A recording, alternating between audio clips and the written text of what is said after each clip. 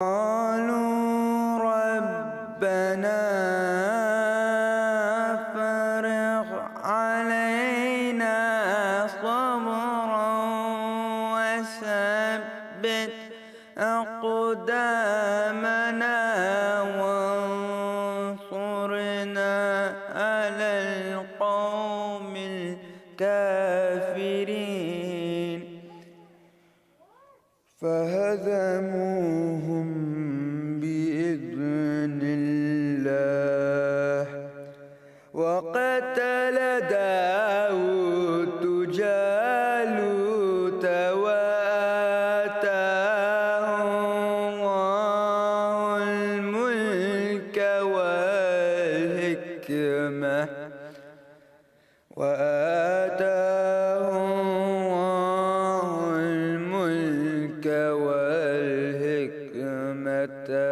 وعلمه مما يشاء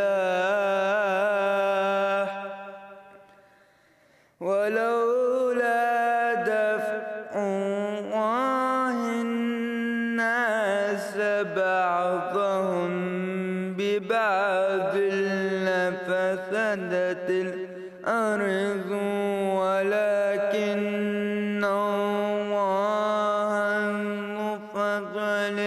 على العالمين تلك آيات الله نتلوها عليك بالحق تلك آيات الله نتلوها عليك بالحق تلك آيات الله نتلوها عليك بالحق وإنك لمن المرسلين صدق الله العلي العظيم.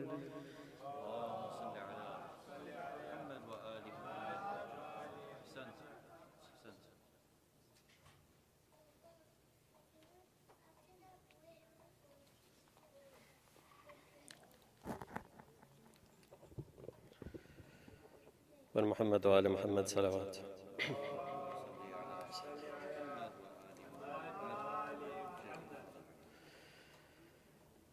There was a flower people called Sakina, who cried till she died in the midst of herself. There was a flower people called Sakina, who cried till she died in the midst of herself. The pain, the tortures, the sores, the gashes, her father's death in front of her eyes flashes. In her dream she sees all those flashes when the innocent blood of her father splashes. There was a flower people called Sakina, who cried till she died in the midst of herself. What is that liquid dripping from her ears? Who is it that she is scared of and fears? There is no water, so she drinks her tears. There is no water, so she drinks her tears. Is that her father's voice that she hears? There was a flower people called Sakina, who cried till she died in the midst of herself. That girl, when she saw some birds flying, asked her aunt where they were going. To their home, she said they were heading. To their home, she said they were heading. Then where's our home? She asked while crying. There was a flower people called Sakina, who cried till she died in the midst of herself. That chest that she misses to lie on every night, those arms she wishes to hold on while in fright, she clenches the rope around her neck so tight. She clenches the rope around her neck so tight, screams to her father within her painful plight. There was a flower people called Sakina, who cried till she died in the midst of herself.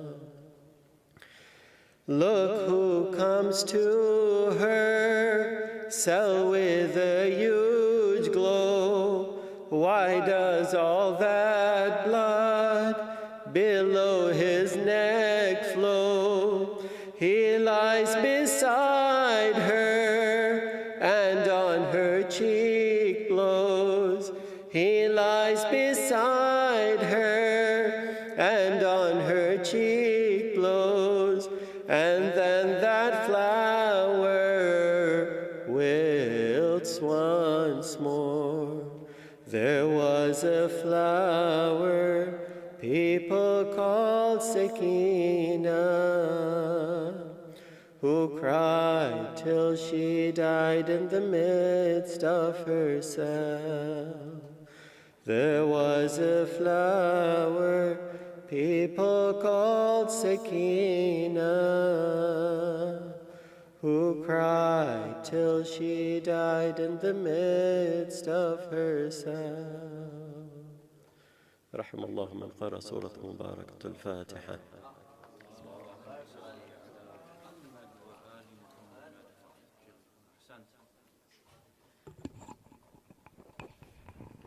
Assalamu alaikum. Just a quick reminder, after the program today, there will be a book signing and Q&A with Sheikh Jaffer, so please try your best to stick around for that. And one more thing is that, as you all have seen, there's a bit of flooding here in the parking lots. We apologize for any inconveniences that is causing you. The easiest way, I believe the ladies' side has a little bit more water than the men's side. Easiest way for pickup and drop-off would be the dining hall pathway connects on both ends. So for pickup as well, you can ask the ladies to kind of come across. We'll make sure that's locked so that it's unlocked so that they can walk across and pick up. But inshallah, they're evaluating it. With the loudest of your salawat, please join me in inviting Sheikh Jaffer to the pulpit. Bar Muhammad Muhammad salawat.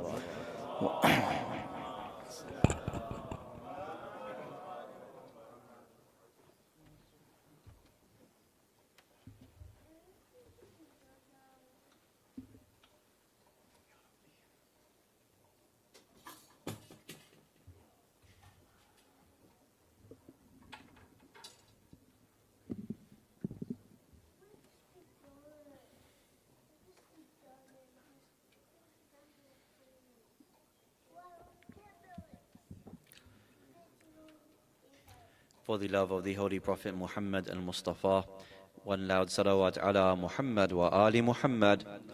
Allahumma salli ala Muhammad. Please open your Qur'ans to chapter number 89, which is Surah Al-Fajr. Chapter number 89, Surah Al-Fajr. from verse number 6 to verse number 11.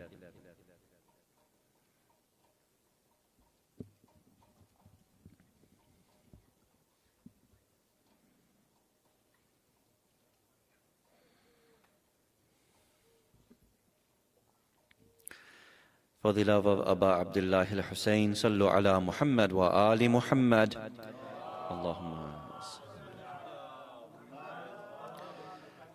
And to ask Allah subhanahu wa ta'ala to hasten the appearance of Imam al-Mahdi, ajjalallahu ta'ala faraj al-sharif, sallu ala Muhammad wa ali Muhammad. Allahumma. A'udhu billahi min ash-shaytanir rajim. بسم الله الرحمن الرحيم الحمد لله رب العالمين الحمد لله الذي هدانا لهذا وما كنا لنهتدي لولا أن هدانا الله والصلاة والسلام على أشرف الأنبياء والمرسلين خاتم النبيين سيدنا الممجد بشير المصدق المصطفى الأمجد محمود الأحمد أبي القاسم محمد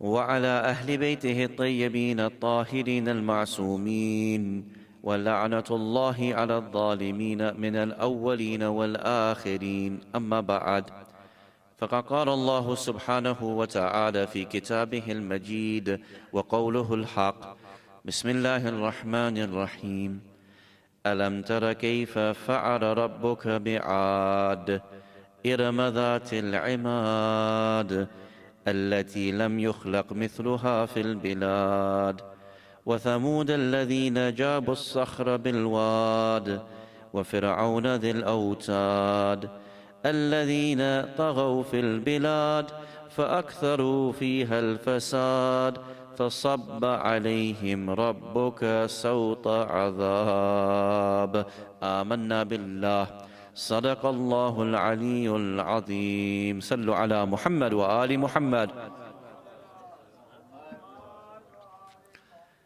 Awaited Savior of humanity, Imam al-Mahdi alayhi salam, my respected teachers, elders, brothers and sisters, Assalamu alaikum jami'an wa rahmatullahi wa barakatuh.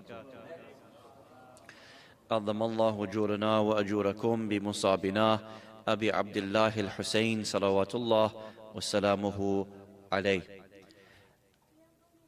I want to start with a most incredible hadith which from one perspective is really mind-boggling, but from another perspective gives us the greatest amount of hope as Shia and followers of the Ahlul Bayt salawatullah wa salamuhu alayhim ajma'een.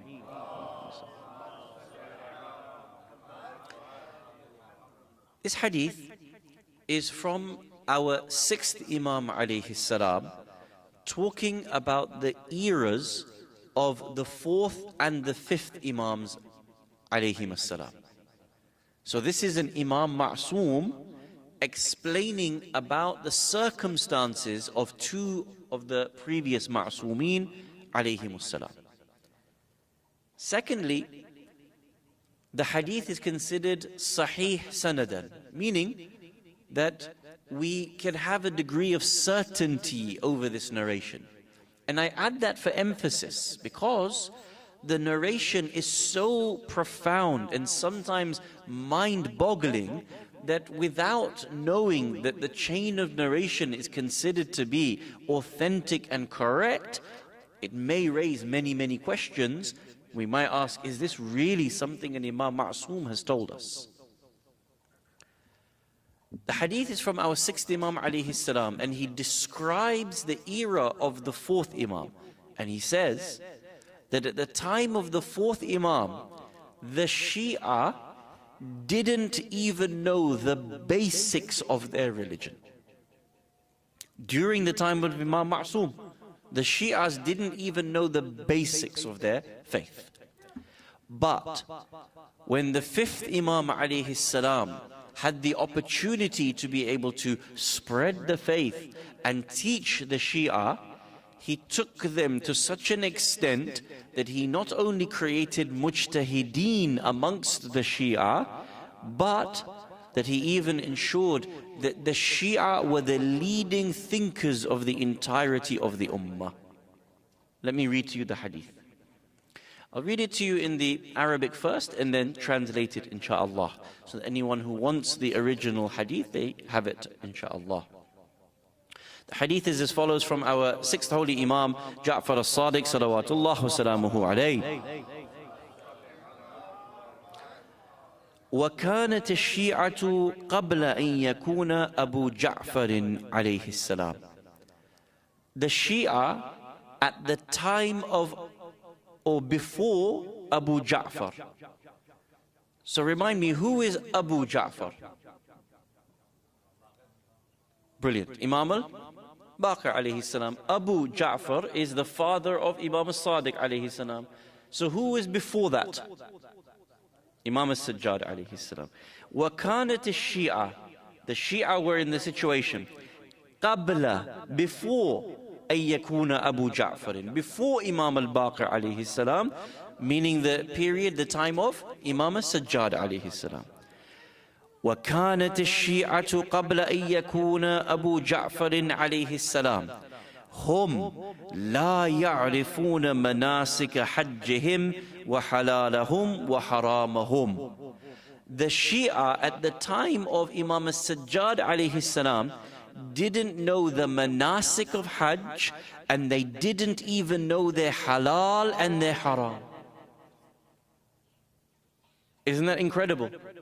The Shia, they had the Prophet, they had Amir al-Mu'mineen, they had Lady Fatima, they had Imams al-Hasan and Hussein alayhimus salam. But during the time of the fourth Imam, the Shia didn't even know their basics of halal and haram. It's a very difficult situation to be in.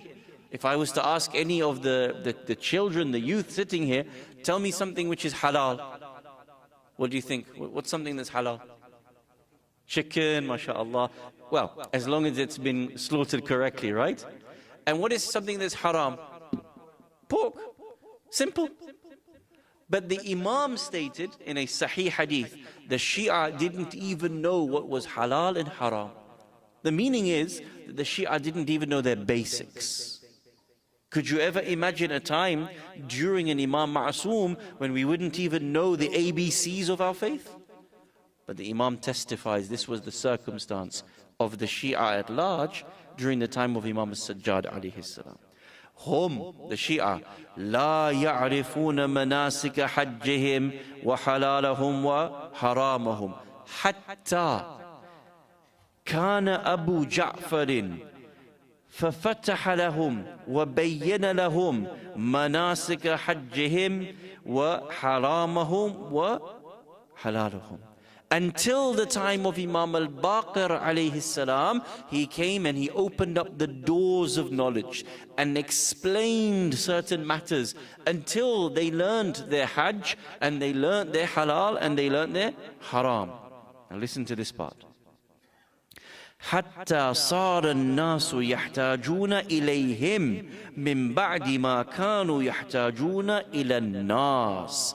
It occurred as such a way that occurred that the people became reliant on the knowledge of the Shia the same way beforehand the Shia were reliant on the knowledge of the people.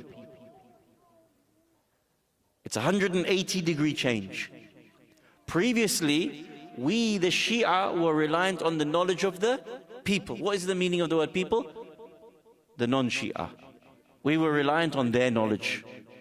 But Imam al-Baqir alayhi salam changed the situation 180 degrees, whereby the people, the non-Shia world, were reliant upon the knowledge of whom?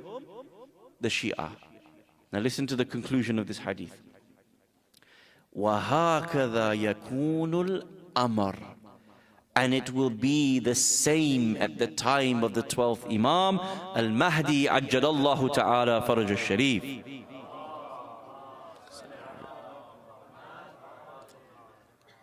At the time before the Imam's advent, we will be reliant on the knowledge of the people, of the rest of the world, to be able to move forward. But there will come a time when the world will become reliant on the knowledge of the Shia of Muhammad and Ali Muhammad. Allahumma salli. And the same way Imam al-Baqir alayhi salam took his Shia to such a pedestal, the 12th Imam will also open up the doors of knowledge and make the Shia to be the leaders of mankind. Very interesting hadith, isn't it? And again, I reiterate that this is a Sahih hadith, but many people will question parts of the hadith. Why did the Shia not have knowledge at the time of Imam al-Sajjad alayhi salam? That is a subject for another day, inshaAllah. What I want you to focus on from this hadith is that the 12th Imam takes us to a point where the knowledge that is coming from the Shia becomes world-leading knowledge. This is what I want you to focus on, inshaAllah. We will revert back to this hadith a little bit later on in the discussion, inshaAllah. But I want you to keep it at the forefront of your minds, and it will play a central role in tonight's discussion, inshaAllah. In the first part of our series, we wanted to set the foundation and the tone of the discussion. We had been talking about how the matter of the preservation of the environment, our ecology, our climate, the preservation of our planet is a religious matter. It is not something that is merely political or merely economic. Last night in our discussion, we raised the subject that in the Hawza Ilmiya, one of the burgeoning subjects within ijtihad is the question of creating a bona fide, real, applicable law of the environment for you and I, what is referred to as an fiqh al-bi'ah, the fiqh of the environment. And that this is something that is occurring at the moment in various different hawzat around the world. And you and I will have to be very aware and prepared for those laws to be created, just as in the rest of the world there is a burgeoning law of climate law that is doing exactly the same thing in the Western world. In the context of tonight's discussion, we want to be able to raise the question of where there can be specific change in our behavior for the individual, for the family unit, for the Husayniyya and Masjid, for the nation and for the Ummah, and even up until humanity at large. It's one thing talking about it as a religious duty. It's even another thing talking about a speculative matter about how law may be imposed upon us. We mentioned yesterday the hadith about the Holy Prophet Muhammad sallallahu alayhi wa alihi, where the Prophet temporarily banned the eating of donkey meat. Do you remember that hadith from yesterday? Why? Because it was to protect the ummah from harm. And so we mentioned that when we eat industrial levels of beef and sheep, this actually causes the most harm to the planet. It's very easy for us to realize that we have to pull back from the industrial scale consuming of meat. We can find a hadith that supports that. That's the sunnah of the Prophet. That is the sharia of Islam, actually. It is us that is breaking that sharia, whether we realize it or not. We don't need law to tell us that it is haram or makruh. Our aql tells us what we should be doing. But this is speculative, because we framed it in the context of sharia and law that requires marja, requires mujtahid to be able to tell us these matters. طيب. But there are a great number of things that we can do as individuals, and a great thing that we can do as a community, and great things that we need to do as humanity at large. What I want to show you from the Quran and Ahadith is some of those changes. And I also want to go into some of the ways in which contemporary science is making huge leaps and bounds within the topic of planetary safety and the preservation of our environment and climate. The first thing we need to do is think about our own attitude towards the environment and how Allah subhanahu wa ta'ala frames that attitude within the Holy Quran and within the Ahadith. Please open your Qur'ans to chapter number 89 of the Holy Quran, Surah Al-Fajr, from verse number 6 to verse number 13.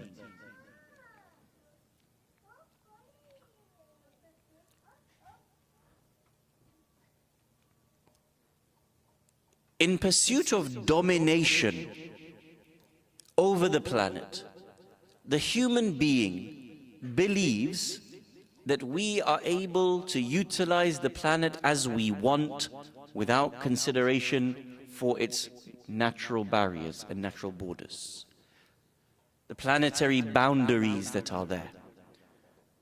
We often think that the planet is there for me to be able to use as I want. Allah has given it to us. We can dig from it, and we can drill into it. We can burn as we please, and we can utilize as we please.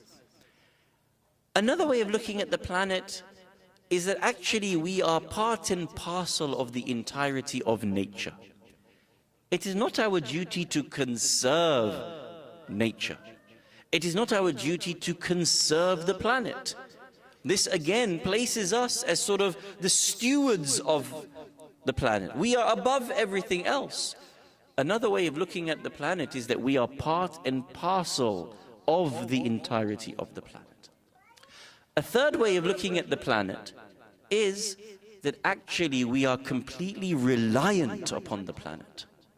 And that if something happens to nature, it is actually us that is going to suffer. And these three attitudes are very different attitudes, one from the other. What is very interesting is, in the stories of Prophet Hud and Prophet Salih, alayhim as-salam, the people of Hud and Salih, both of them imagined that they had control and power over technology and over nature, that they were completely indisposable and that they could never be destroyed. Have you ever wondered, why does Allah subhanahu wa ta'ala give us these stories of the ancients? Is it for fun and play? Is Allah just, telling us stories for the fun of it? No. There are deep wisdoms that are rooted within these stories of the Quran, that actually humanity continue to live and relive, live and relive. Really what the Quran is doing is giving us a story that foretells what humanity is going to experience and go through. And therefore go back into the Quran and you already see that those issues have come about and you know how to be able to navigate those issues. In the story of Prophet Hud, alayhi salam, he was from which community? Who can remember? Ad, ahsantum. And Prophet Salih is from the community of Thamud.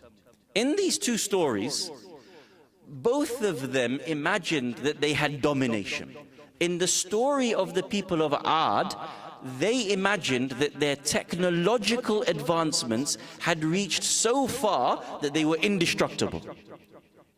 When they were destroyed, the people of Ad, Thamud saw the story of their cousins Ad, and they said, we are going to change the technology and we are also going to become indestructible. Please open your Qur'ans to chapter number 89, Surah Al-Fajr, from verse number 6, and have a read of these ayat with me. It may be interesting that many of us know Surah Al-Fajr like the back of our hands. Many of us have memorized Surah Al-Fajr. But be honest, how many of us have actually reflected on this surah and tried to understand the meaning of what is being told to us?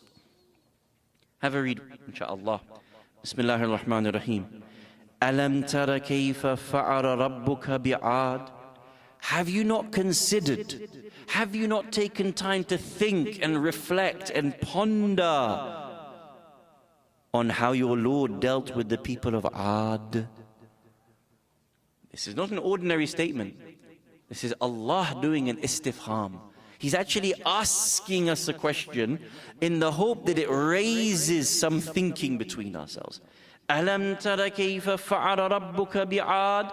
Have you not considered and reflected on how your Lord dealt with the people of Ad? Okay, my Lord, what happened to the people of Ad? Who were they? إِرَمَ ذَاتِ الْعِمَادِ.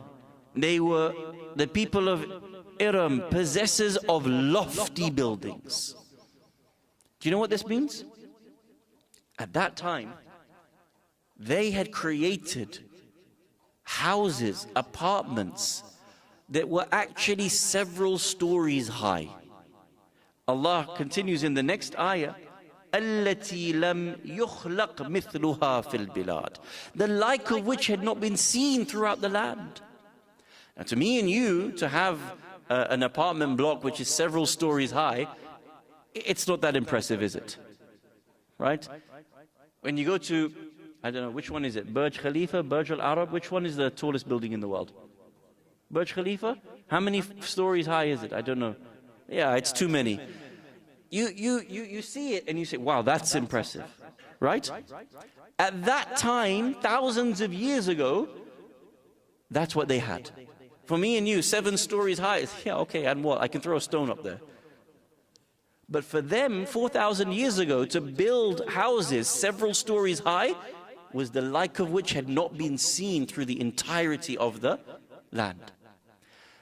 Now, the same way many people in certain lands, when they have these great structures, they become pride and arrogant. And they say, we've dominated the world. The people of Iram also thought the same.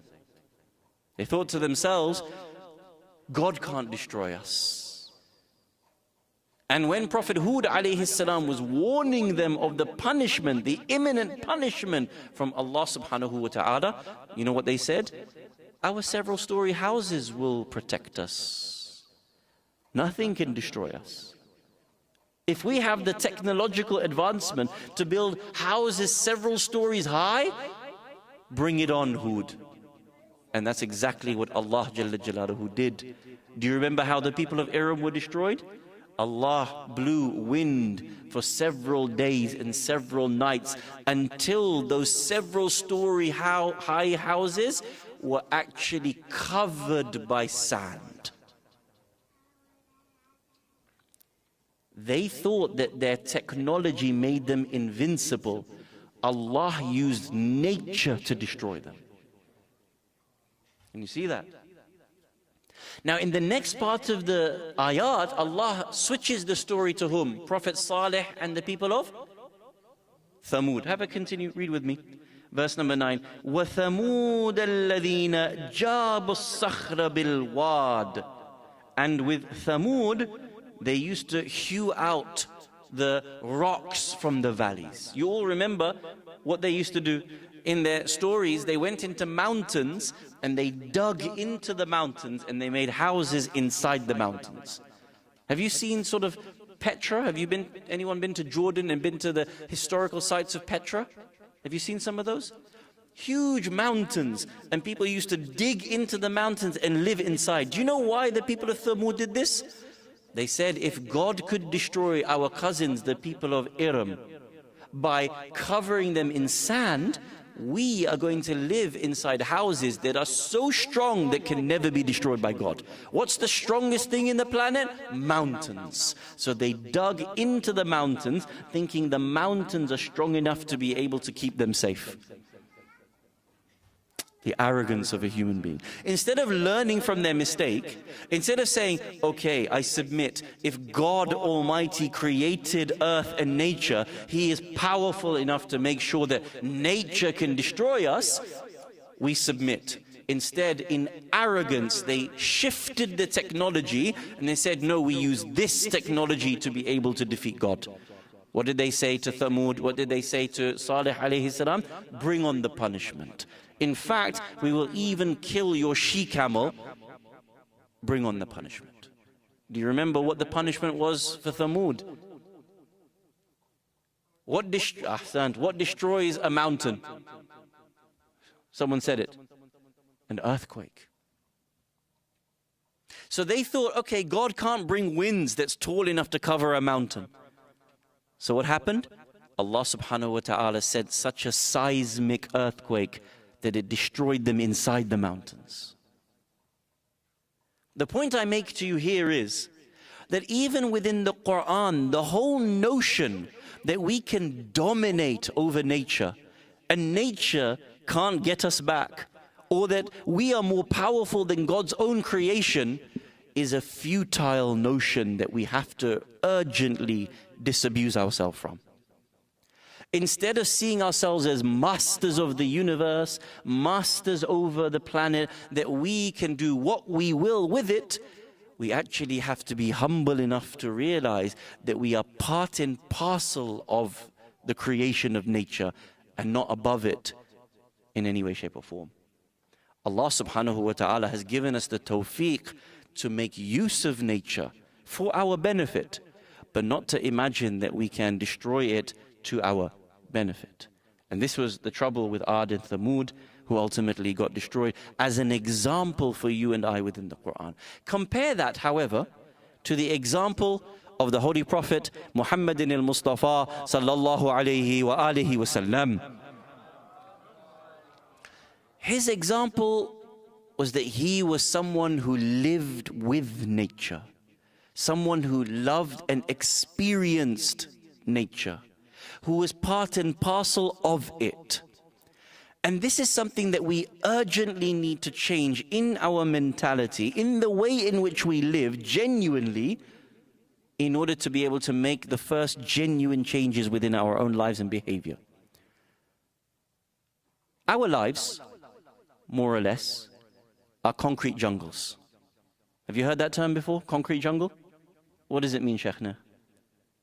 It means the life that we live is entirely surrounded by concrete, by roads, by huge buildings, buildings that even block out much of the sky, with so much light pollution that at night we can't even see the beauty of the stars. Hands up. How many of you have gone out into the darkness of the night and looked up at the stars and gazed into the universe and just wondered at our place in the world, our place within the universe? How many of you have done that? Have you done that? It's a beautiful feeling, isn't it? It's a very humble feeling to be able to look up at these billions of stars, that light has traveled across hundreds of millions of years in order to be able to reach us at that very one moment. There's a hadith from Imam alayhi salam. Listen to this hadith, it is astounding. Imam says, on the day of judgment, people will look at the light of the Shia and gaze at it the same way we look up at the stars and gaze at the stars. But if you live in a concrete jungle and all around you is nothing more than light pollution and smog, and you can't even see the stars, you cannot create any wonder within ourselves. You cannot create that wonder as to what is out there. And our own youth and our own children, all they know is nothing more than that concrete jungle. I'll tell you a funny story, and this is true, huh? You know, sometimes in the middle of the month, or actually in the beginning of the lunar month, you can actually see the moon during the day.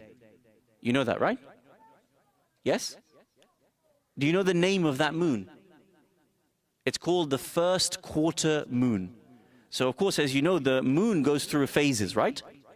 The first quarter of the phase, the first week, the moon can be seen even in the daytime. You know that, right? So what happens? That part of the moon that is facing the earth is lit up by the sun. And if you are even standing at midday, you can see the white moon in the sky. Have you seen that? Yeah? This is a true story. There were some kids, bless them, they were in New York. And as they were out, they actually saw that first quarter moon.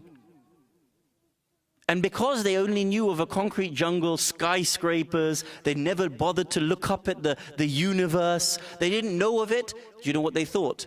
They actually thought that the moon was falling down and going to crush the earth. They called 911 as an emergency. Poor them. It's funny, but it's also testimony to the circumstances that many of us find ourselves. A very sad level of understanding that we find ourselves, that we don't know anything about nature. Many of us, we don't know anything about nature. One of the books that I was reading very recently, subhanallah, when Allah creates nature, it is just so perfectly balanced. And they don't compete with one another unless there is absolute necessity to do so. Listen to this. You know when you wake up in the morning for Salatul Fajr? Do you hear the birds tweeting sometimes? Yes? Birds tweet from even an hour before the sun rises all the way through to the evening, and then they tweet a lot, especially at sunset time. You all know that, right? You've seen that, you've heard that. Did you know that in any one given area, there are so many species of birds, but they all take it in turn to tweet at different times of the day? It's not the same bird that you are hearing at 4 a.m. to what it is at 6 a.m., to what it is at 8 a.m., to what it is at 12 p.m., to what it is at 4 p.m. Every species of bird negotiates a time around that area. So if there are 10 species of bird around your house, they will all tweet at different times of the day. Each species will take an hour or 2 hours, and then another species will take 2 hours, and another species will take 2 hours. Do you know why? The purpose of the tweet is what? When they tweet, what are they doing? It's a mating call. They want to attract a mate.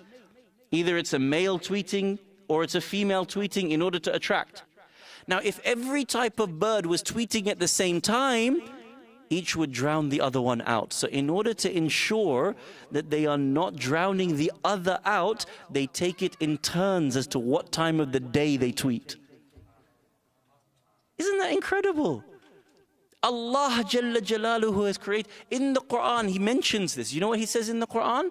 Allah subhanahu wa ta'ala says that all of creation is created like a community like ourselves. It's an ummah like us. And then Allah actually states in the Quran, we have not neglected to tell you anything in the book. وَمَا فَرَّطْنَا فِي الْكِتَابِ شَيْءٍ. We've not neglected to tell you anything within this Quran. Everything is mentioned for you as a principle. But if we don't know nature, or we don't take time to explore nature, or genuinely live with nature, we are completely ignorant to all of this, and all we think is that this world is just for the human being, and we don't imagine anything other than this. The example of the Prophet is the most profound. In one of the hadith mentioned by the great companion Jabir ibn Abdullah al-Ansari, he and some other companions were walking with the Prophet sallallahu alaihi wasallam, and all of a sudden, Allahumma salli ala Muhammad wa ali Muhammad. All of a sudden, the Prophet stopped, and he walked over to a tree, some bush with some berries. And he called the companions over, come, come. And he picked some of the berries, and he said, take this, eat this. Jabir narrates, we ate these little berries, and we were astounded at how sweet these berries were. We said, Ya Rasulullah, how do you know which berries are sweet? How do you know which berries are most ripe during a certain season? What they meant by that question was, you're a prophet, always, you should just know salah, you should just know how to fast well, you should just know hajj. How do you know which berries are ripe at a certain season? The Prophet ﷺ replied in the hadith famously. He says, "Ma ba'atha Allahu nabiyyan إِلَّا رَعَى الْغَنَمِ. There is no prophet that has been raised by Allah but that he was a shepherd at some point in his life. In another hadith, it says, no prophet except Idris alayhi salam. And Prophet Idris alayhi salam was a tailor, right? Khayyat. The point I make is that the Prophet didn't not know what was happening in the environment around him. He didn't not know what was happening with the species around him, or what was happening with nature around him, or what was happening with what fruits should be ripe at that time. Even the Prophet's example was that he lived at one with nature and was not alien to it. The first thing that we have to do to be able to shift the way in which we live is to actually shift the way in which we live. We cannot have a genuine life which cares for the rest of the planet so long as we only imagine ourselves within a concrete jungle. So long as we only see, and I know here, actually, subhanAllah, you actually have something very special here. You have freeways which actually have 16 lanes in it. Record breaking at 20 lanes in it. It's a thing, isn't it? How much concrete can we use? As much as possible. The Prophet's life was rooted within the nature in which he lived. If we want to be able to change the way we live, we actually need to change the way in which we live before we do anything. Sallu ala Muhammad wa ali Muhammad.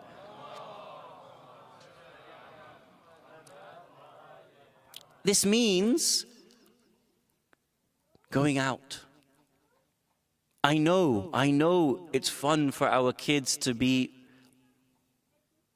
on the laptop all day, on the phone, on the iPad, playing Xbox, playing Super Nintendo against friends from around the world. This is what we have become. We have sort of lost the outside world, and we think our socialization is actually about being in front of a screen. This is not life. Living inside a sitting room, living downstairs in a man cave, that's not life. We nowadays even have computer games that we can play sports on. Subhanallah, they've made us so lazy that we'll actually play sports, but inside our living room. I love tennis. Oof. No, brother, go out and play tennis. That's where we've been reduced to. That's how much this technology has taken over our life and removed us from the outside world. If you want to change this, you need to genuinely change that. And there's no way to do it other than through that way. Now, if we understand that this is how the Prophet lived, there are certain things that we can do as individuals, as a collective, as a community, as an ummah, that will genuinely help us to be able to make great shifts and strides towards the protection and preservation of our environment. I'm going to give you one or two humble examples and solutions of different sort of areas of life. And inshallah, you understand the examples and the principles by which I'm trying to set. Although this is a polystyrene cup, I want you to imagine something slightly different. I'm just using it for show and tell purposes, okay? We all used to do show and tell at school, right? I'm just using it as show and tell purposes. Hands up, how many of you in the last year have been on a flight? Yeah? Almost all of you. Almost all of you here. When you went on that flight, it was either international or it was domestic. Every day in the United States of America, how many people fly in and out of the country? As in the whole country. So domestic, private, international.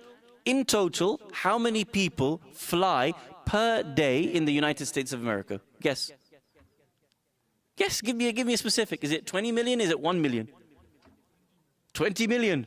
That's a high number. Once we improve immigration, then I'm sure it will be 20 million.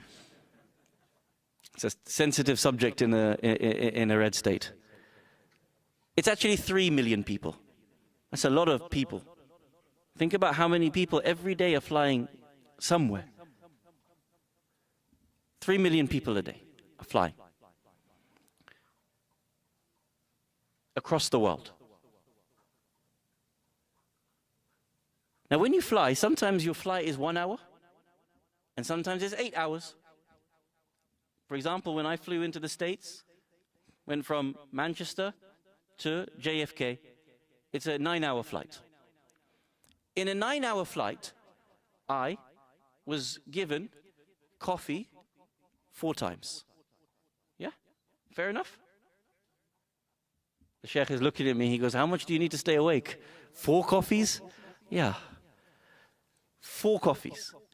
And that's fair, isn't it? You think that there's a meal, then there's a snack, and then they come with the service, and the steward or the stewardess is offering you coffee 4 different times. Now, that little cup that we are given on that flight, is it reusable or is it not reusable? Which one? Reusable or not reusable? But can you reuse it? Once I've had my coffee, can I reuse the same cup? Yes, yes. Is it recyclable? Yes or no? It's not. You know why it's not recyclable? Because inside that cup, there is a coating of plastic. It's a cardboard cup, isn't it? But there's a coating of plastic on the inside that makes it non-recyclable. Now think about this very carefully. If I have 4 coffees, I use 4 cups. 4 cups is what? Non-recyclable. 3 million people are flying across the world from one place to another. So every single flight, let's just say as an example, they get an average of 2 coffees on the flight. Just as an example, just for, you know, simple maths for you and I. How many cups are we using? 6 million cups. Can you see? That 6 million cups has so much wastage that it actually covers the length of 4 football fields. And each one of them cannot be recycled, cannot be broken down because of that plastic coating on the inside. Just the attitude of, here you go, sir, have another coffee, use another cup. Use another cup, use another cup, and on my 4th coffee, use another cup, actually creates that much waste. Imagine across all the flights, every single flight, every single day, how many cups are being used. And I'm just giving you one simple example to be able to understand. The extent of the wastage that we go through in this world, in this planet, is literally killing the planet. You know where it ends up. Where does it end up? It ends up in the seas. It ends up in the rivers and in the lakes. These leave forever chemicals that cannot be broken down for hundreds of years and then retains within the system and enters back and back as microplastics into our own bodies. A simple awareness and consciousness of the amount of wastage that I am involved in, and a personal commitment between me, my family, ourselves, that we will reduce the amount of just chucking it, taking it and chucking it. Chai will be outside, I'll just take it and chuck it. And nobody considers that there is anything wrong with that. No, there is absolutely something wrong with that. The Quran iterates over and over again, Kulu washrabu wala tusrifu. Eat and drink, but do not waste. Eat and drink, but don't waste. It could be that on that single flight, instead of me having to take 4 of these cups, I can just take 1 of these cups. For example, just as an example, just a simple commitment to be able to reduce waste would help me to be able to change the way in which I'm living. Fine. This is an individual example. I'm sure all of you understand it and can sort of universalize it to various different parts of life. Here, I'm going to get in trouble now. Are you ready? Are you ready? Sheikh, you're going to have to bail me out at the end of this, because I don't think Al-Ghadir is going to invite me back at the end of it. Not in your hands. Ya Allah. One of the things that every mosque, every Husseiniya, every community should have by now is a team that is dedicated to looking at the carbon footprint of the Husseiniya and reducing that carbon footprint. I know amongst you, there will definitely be 3 or 4 people who are very environmentally conscious, committed to the causes in your own personal life. Right? There'll be a couple from the sisters, there'll be a couple from the brothers. Every mosque must have a committee that is responsible to see the carbon footprint and actually put pressure, positive pressure on the community to help find policies that reduce that carbon footprint. Instead of us constantly only having meat in all of our different programs, to find alternatives to reduce that footprint. Instead of constantly having things that are not recyclable, that participate in the destruction of our environment, that are causing us to have these microplastics within our bodies, we must have a small committee that looks at the way in which we organize ourselves within the Husseiniya and starts to be able to change the policies for the better. Will I be invited back or not invited back? Can you see? Think about this very carefully. I remember, and this is a genuine story, may Allah help us. I was involved in one community, I won't name the community. We started this, we had an eco group, a subcommittee that was going to help with the policies, shifting the policies. And it was announced months in advance. And even some of the policies were announced months in advance. The community agreed on it. The managing committee agreed on it. People were ready to be able to make the change. You know what the change was? In Shahr Ramadan, instead of taking polystyrene plates, you know, every Shahr Ramadan we have our iftar, right? So you're given a polystyrene plate, a plastic fork and knife, a plastic cup to be able to drink from. And the community had thousands of people, by the way, literally thousands of people. Every night when you're feeding for 30 nights, 5,000 people, can you imagine the amount of plastic waste that the community was going through? So the policy that was put in place is that for Shahr Ramadan, everybody will have to bring their own plate and their own cutlery from home. Very simple. You bring your plate, you go and get your food, you eat, you take your plate home, you wash it. You bring a cup with you from home when you have your chai, you put it in the mug, you take your mug home, you wash it. So instead of wasting literally tens and hundreds of thousands of plastic material in the month of Ramadan, when we read the Quran and the Quran says, Kulu washrabu wala tusrifu, we actually have a policy that works around the part of the ayah, La tusrifu. Allah is my witness. Day 1, people struggled. Day 2, people struggled. Day 3, more and more people remembered. They got on board. Allah is my witness. 3 days into it, some elders of the community, may Allah bless them, didn't want to bother bringing their own plates in. They said, to heck with this. They went and complained to the management. That night, the management went on the mic and unilaterally changed the policy back to what it was before. We'd already announced the policy.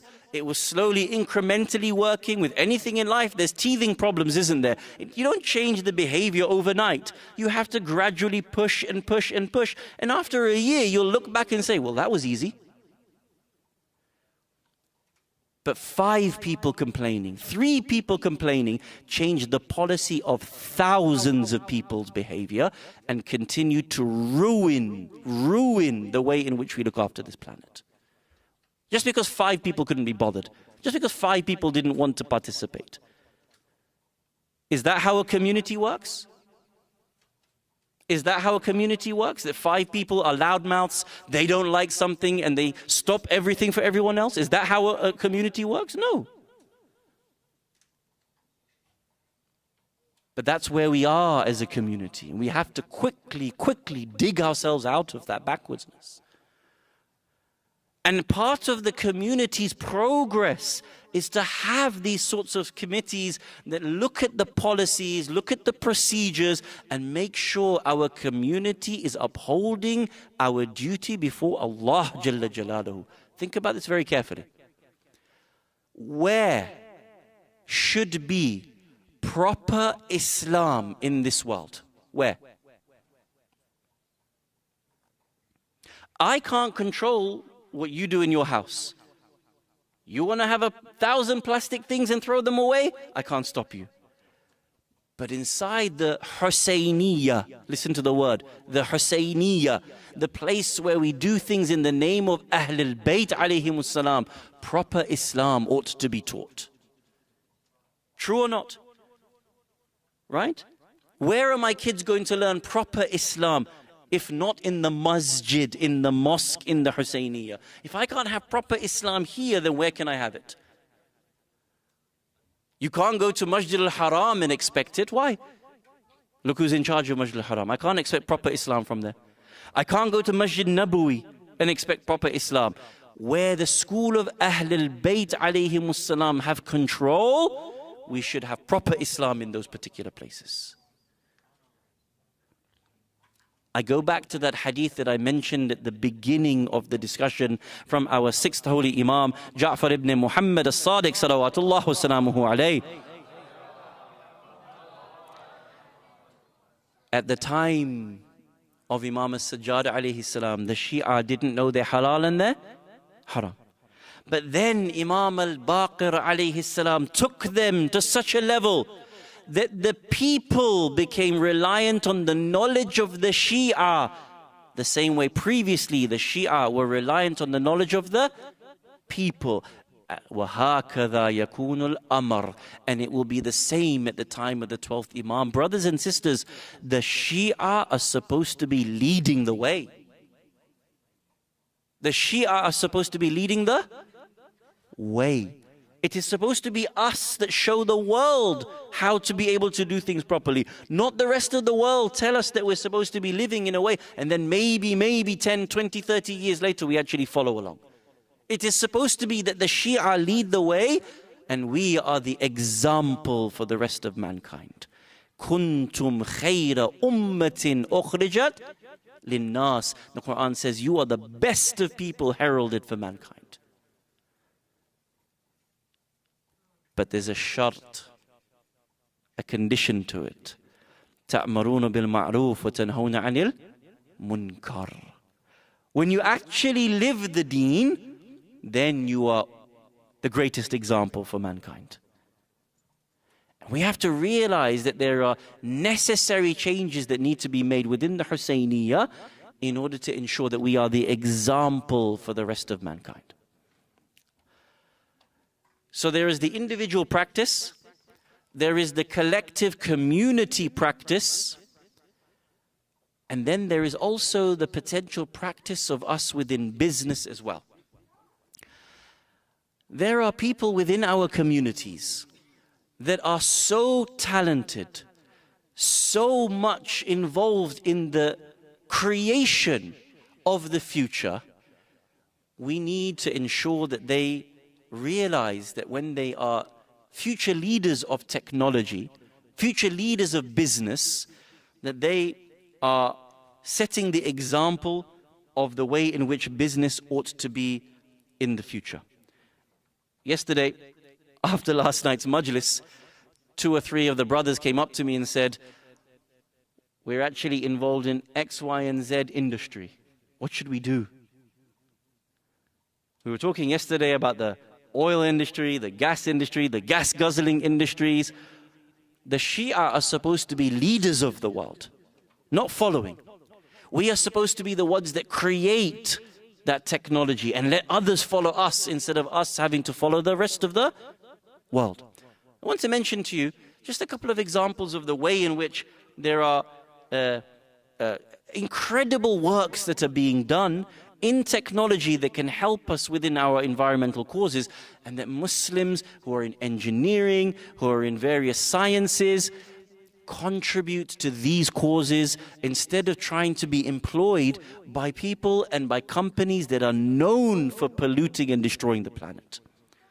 I read to you from Northwestern magazine, just one or two paragraphs. It's very, very interesting. In April 2010, an explosion on the Deepwater Horizon oil drilling rig spilled an estimated 135 million gallons of oil into the Gulf of Mexico. Do you remember that?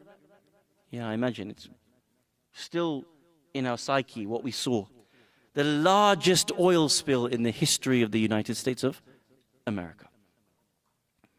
The aftermath of the disaster inspired engineer Vinayak Dravid to focus his work on solving environmental problems. He says, I realized the scale of the problem was gigantic and that we needed commensurate solutions. Something happened by accident, and his team designed a sponge that can soak up oil spills and actually save marine life. He's created a technology of a type of sponge that can actually soak up oil spills. It's very interesting. I'm not sure if you know this, but how many oil spills are there in the US every year? Oil spills in the US. 100? Up or down? 1,000? Up or down? Down. Down. Who goes up? Who goes higher? Who goes lower? Down. Every year in the United States of America, there are 20,000 oil spills. Did you know that? Imagine creating a technology that is capable of being a sponge to collect the oil. I have a friend in Chicago, may Allah bless him, Muslim by the name of Timur Islamokoglu. He is a Turkish brother. He's actually working for one of the world's leading research organizations. He's helped to invent a type of nanoparticle that can actually take water from the air and capture it and be able to utilize it anywhere else. You know, we have the earth, which is 70% water, right? But only a very small percentage of that water is drinkable, correct? But the water that is in the atmosphere, in the air, right now in the room, is drinkable. It's pure water. There is a type of nanotechnology that he and his team have created that can pull that water and give it back to places that are actually barren and dry of water. Imagine in Pakistan, in Iraq, in the Horn of Africa, where there's droughts to the extent where there's no water. Imagine being able to take this technology and being able to use it. We're on the cusp of these things. The Muslim should be at the cusp of these things, should be leading the way. This is how it's going to be with the Sunnah of Ahlul Bayt alayhimus salam. Why do you and I want to wait for the 12th Imam when we can actually be involved in leading from now? Individual change, communal change, change in business, and the last one that we have to change are those nations and countries that are breaking their environmental commitments. Amongst the worst in this planet is the illegal and illegitimate state of Israel, the Zionist entity. I read to you from the Guardian newspaper, which is dated the 6th of June 2024, so only several weeks back. The carbon cost of rebuilding Gaza will be greater than the annual greenhouse gas emissions generated by 135 countries. Reconstruction of an estimated 200,000 buildings, schools, universities, hospitals, mosques, bakeries, water and sewage plants damaged in the first 4 months of the Israeli genocide will generate the amount of emissions that is the equal to 135 countries' output in a year.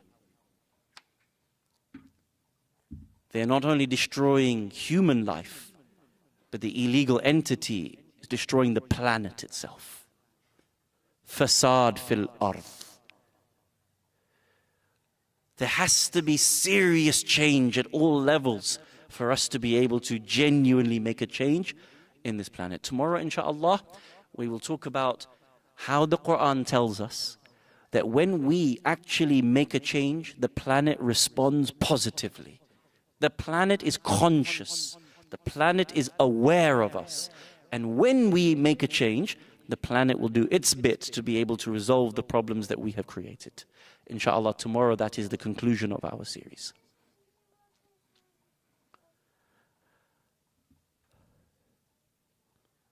By now, you will have seen all those videos and those images of the children in Gaza and the way in which their tents were bombed by Israeli airplanes. In the Maqtal of Ali al-Asghar, I often recite this, that the reason as to why a three-pronged arrow was used in the history of Arabia was that when they wanted to slaughter the neck of a camel, an ordinary knife was not strong enough to slaughter the neck of a camel. A knife was not strong enough to slaughter the neck of a camel. The Arabs used to take a three-pronged arrow and pull it back and strike it across the neck of the camel, slicing it. And then in the gham, I ask a question. How strong is the neck of a camel? And how soft was the neck of Ali Asghar?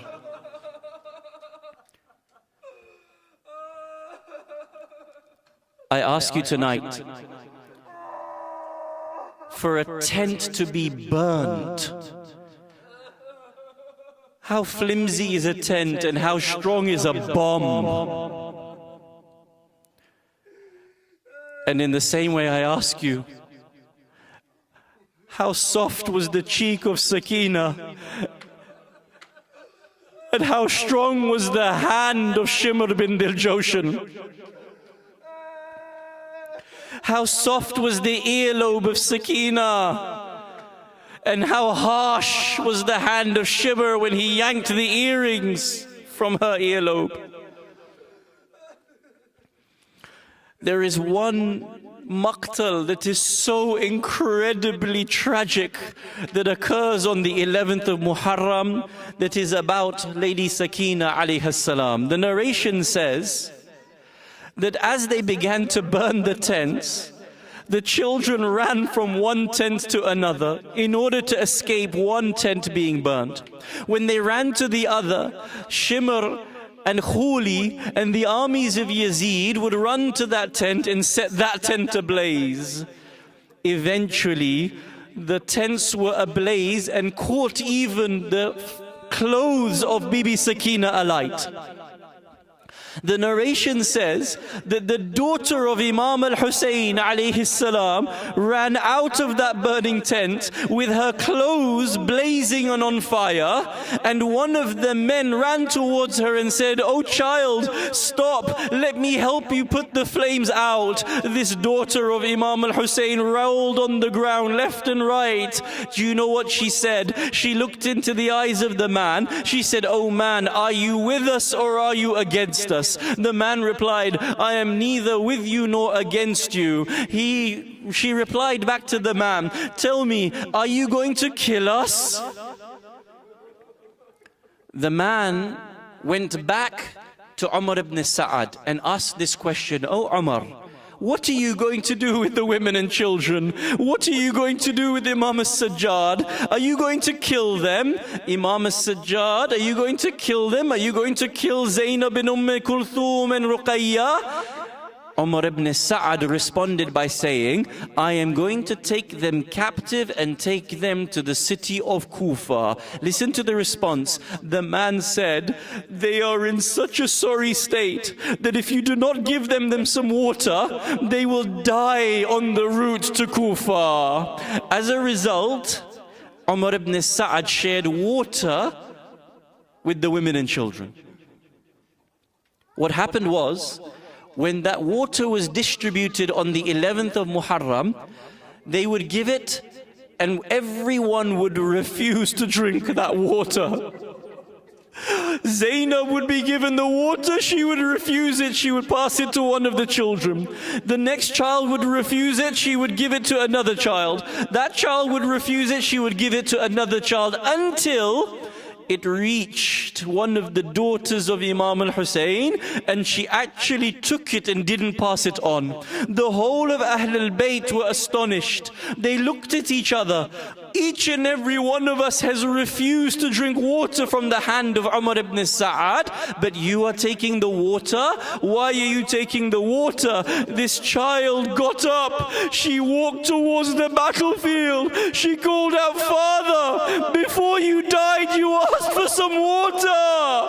They have given me some water. Call for me and I will come and give you that water.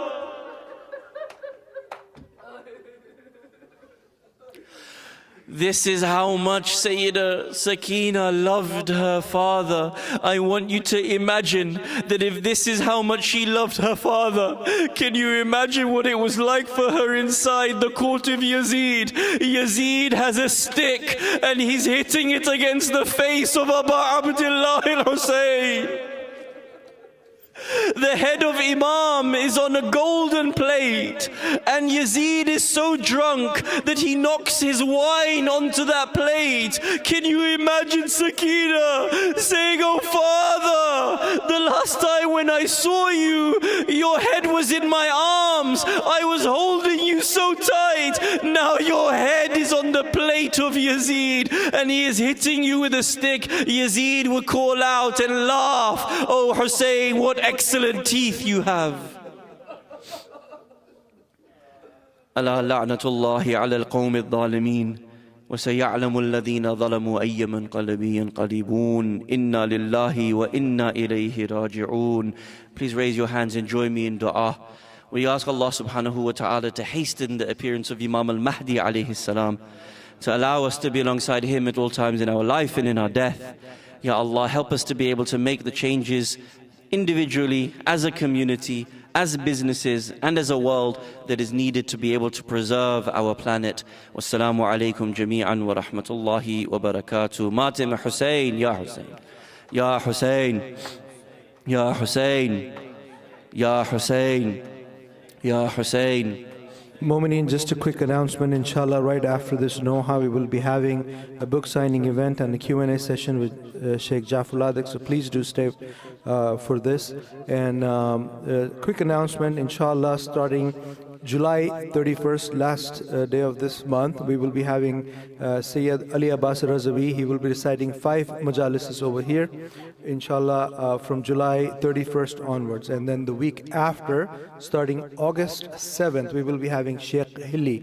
He will be reciting some 5 majalises also, starting August 7th. So please do take part in this.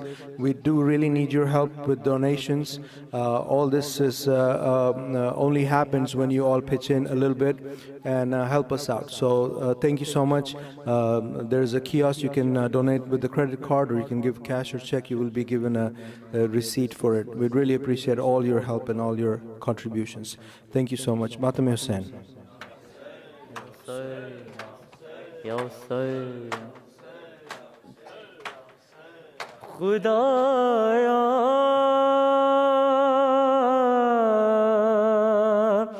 Zainab Birda,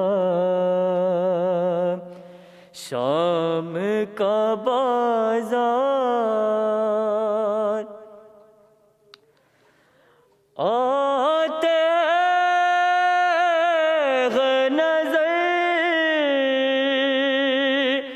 hashr ke asar.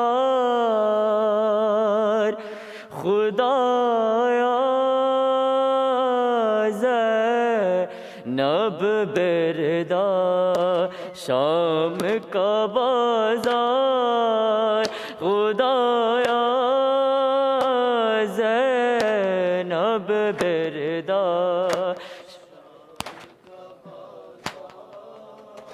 کیا شام میں اب کوئی مسلمان نہیں ہے کیا شام میں اب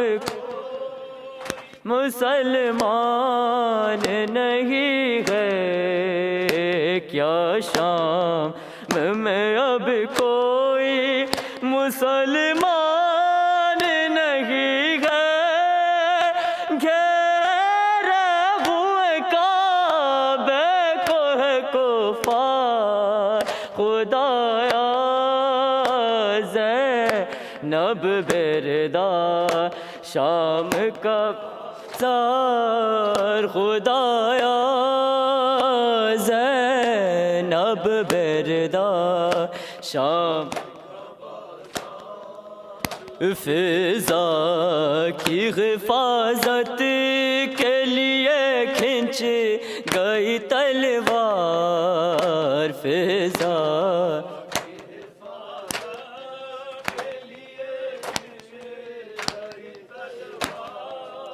فضا کی حفاظت کے لیے کھنچ گئی تلوار زینب کا نہیں کوئی طرفدار خدایا زینب بردا شام کا بازار خدایا زینب بردا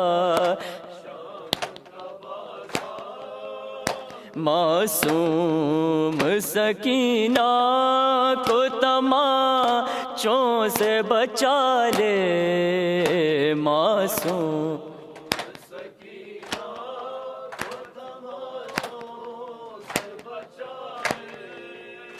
معصوم سکینہ کو تماچوں سے بچا لے یہ دست ستم پھول سے رخسار خدایا زینب بردا شام کا بازار خدایا زینب بردا شام ایک ایک سے جو آج ردا مانگ رہے ہیں ایک ایک سے جو آج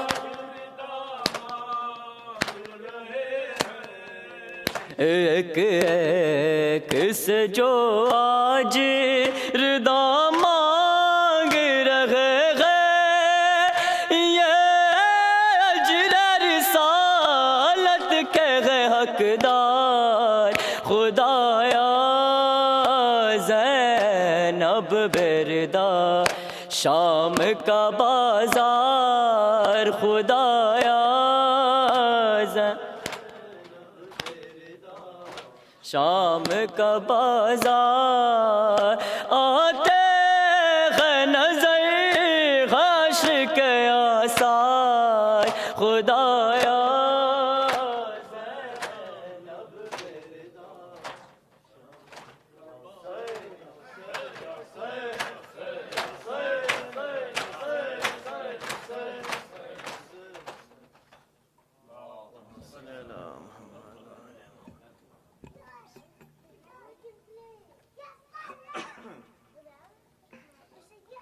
صلی اللہ علیک یا رسول اللہ صلی اللہ علیک یا حبیب اللہ السلام علیک یا خاتم الانبیاء ورحمت اللہ وبرکاتہ السلام علیک یا علی امیر المؤمنین السلام علیک یا فاطمة الزہرا سیدت النساء العالمین السلام علیک یا حسن المجتبى السلام علیک یا ابا عبد اللہ وعلى الأرواح التي حلت بفنائك عليكم مني سلام الله أبدا ما بقيت وبقي الليل والنهار، ولا جعله الله آخر العهد مني لزيارتكم.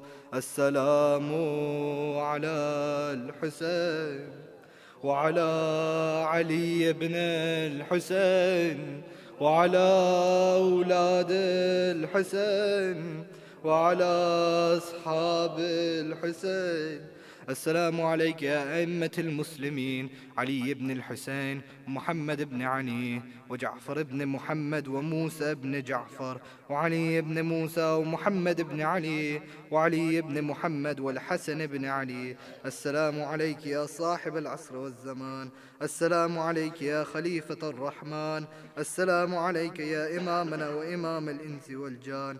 عجل الله تعالى فرجك وسهل الله تعالى مخرجك وظهورك ورحمة الله وبركاته. زين أصواتكم بالصلوات على محمد وآل محمد.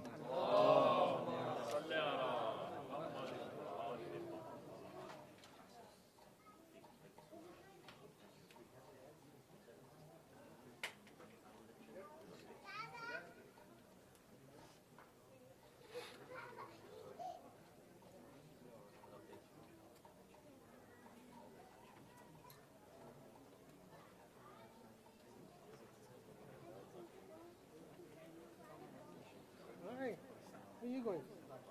Where are you going?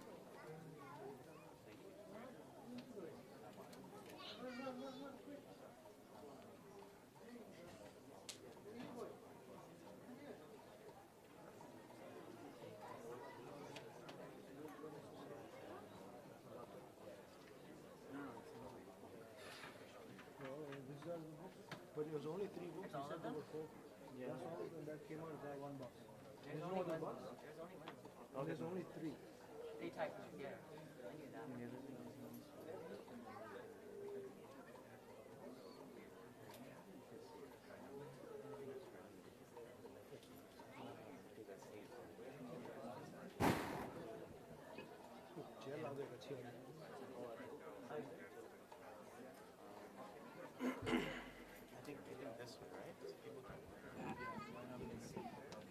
वो जरा 4 ऑन कर दो.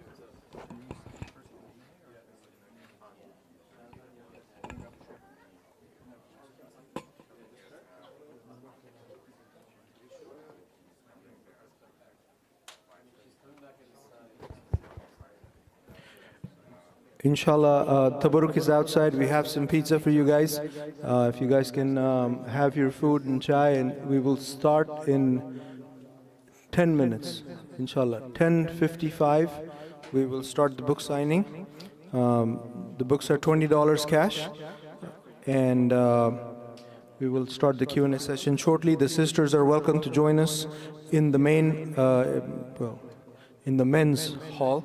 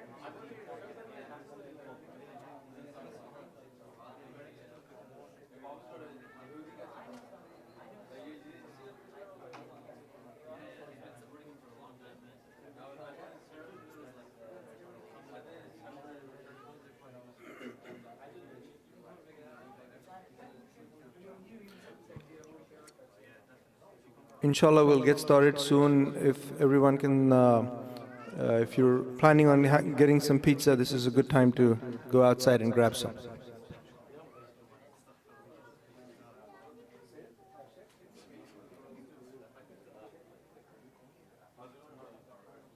No, that's completely free. No, it's downloadable. Downloadable. Yeah. We didn't want to cut down any more trees, you see.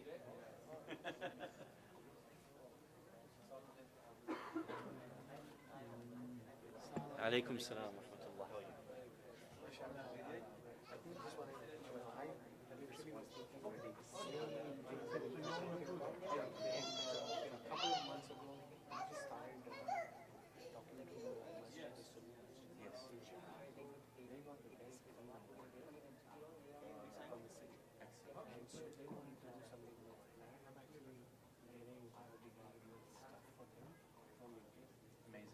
Amazing. So I'm kind of trying to talk. What is the name of the mosque?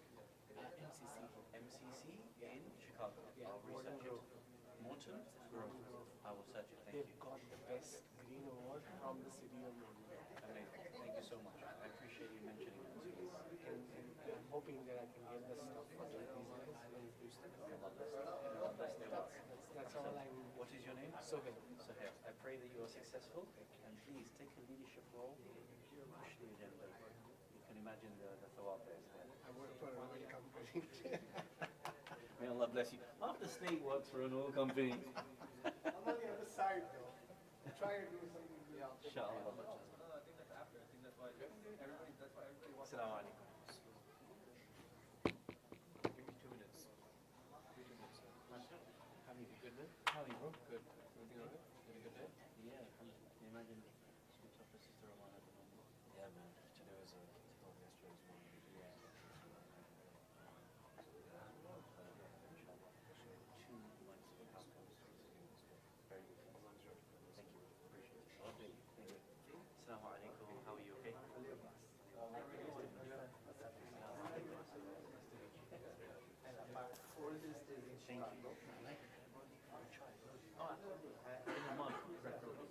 In the mug, if you have one here somewhere in the kitchen.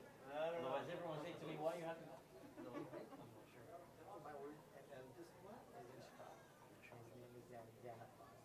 He's the one who called. He said, "Oh, very nice, Mona, nice coming to your town." Oh, alhamdulillah, bless you. Yeah, mashallah. Pass in my regards. And he asked for a specific date. Oh, go and get all the books, have it signed, and everything. He's a blessing. Thank you very much. Pass in my salam and regards. Did you went to Chicago I've before? never been to Chicago for my life. Inshallah. Tell him, inshallah, which community is he part of? Yeah, I mean, that's the city. So I go quite close. I've actually recited in Minnesota, Minneapolis, many times. The mosque is called Anjumane Asghari. In fact, I'm going in September, inshallah, to recite that. So I go close to Chicago. I've never been to Chicago. We passed Manchester. I was there in February. Oh, alhamdulillah. Yeah, mashallah. So, like, I have like my wife's, a lot of my wife's family is there in London and in Leicester. Oh, mashallah. And they are pretty much like, there's big Imam Barga in Leicester, right? So like Khoja community and all that, like, they do pretty good. So my youngest It's a one very is nice there. mosque. It's a very nice masjid. Yeah, it's pretty good. So can you please sign? I'm embarrassed. I don't need to sign, but I will do my inshallah. It's your name? Yeah, true. What did you say your son's name is? Zainul Abidin. So is it Z-A-Y-N or A? No, Z-A-I-N.